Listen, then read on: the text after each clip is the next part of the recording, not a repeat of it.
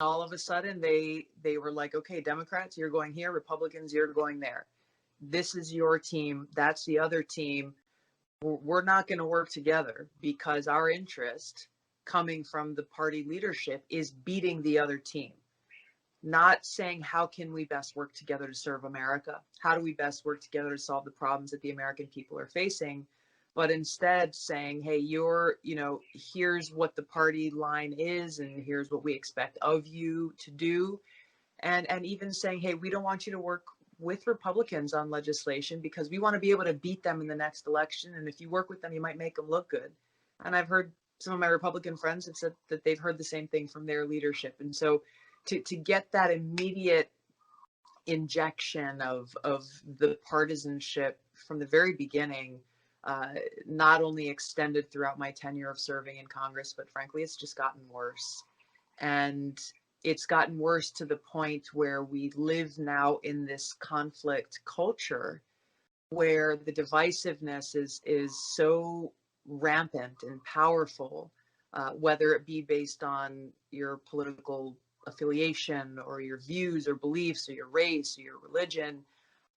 It's getting us to this place where this conflict culture that is very rampant online, we're now seeing manifestations of it happening in our country, in real life, in person, and it's taking us to a very dangerous place.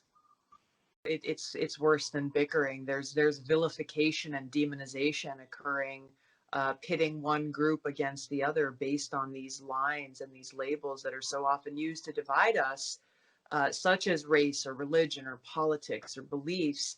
And it's used by people in positions of power, people in positions of political power, people in positions of media power who are, look, they're just trying to get more ratings. So they're throwing this fuel on the fire. You have people online, you've got big tech monopolies whose algorithms we know specifically amp up and feed more of this kind of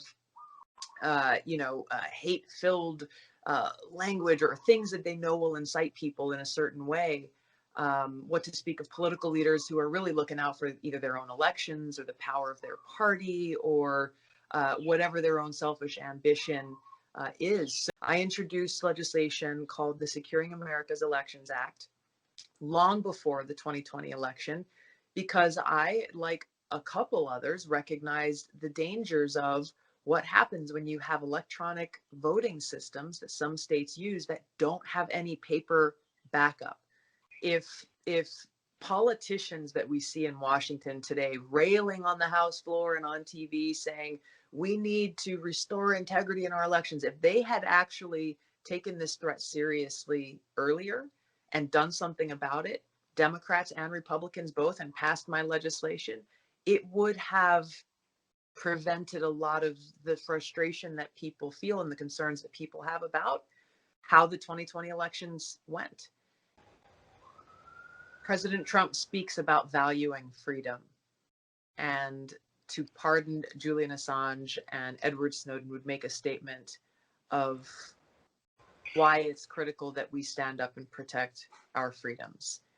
Any media outlet, frankly, any American at this point, to say that if you publish or release information that the government doesn't like, then you too can be prosecuted and imprisoned under the Espionage Act. And in Snowden's case, similarly, he found something was being done in our government that was illegal and unconstitutional, mass surveillance of every American that violated our Fourth Amendment rights. And he felt a responsibility to do something about it.